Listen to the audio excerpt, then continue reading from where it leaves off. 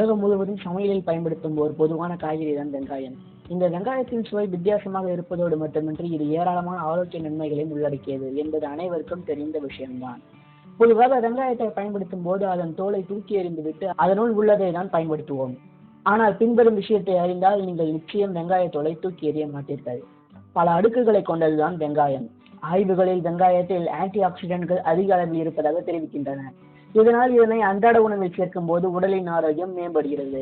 வெங்காயத்தின் வெளிப்புறத்தில் உள்ள பழுப்பு நிற அடுக்கில் ஆன்டி ஆக்சிடென்ட்கள், நார்ச்சத்துக்கள் மற்றும் பிளவனாய்டுகள் போன்ற சரும ஆரோக்கியத்திற்கு தேவையான அனைத்து சத்துக்களும் பலமான அளவில் உள்ளன.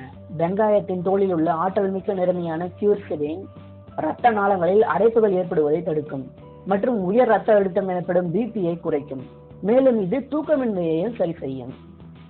வெங்காயத்தோலில் ஆற்றல்மிக்க ஆன்டி பாக்டீரியல், ஆன்டி ஆக்சிடென்ட், புற்றுநோய் எதிர்ப்பு மருந்துகள் உள்ளன.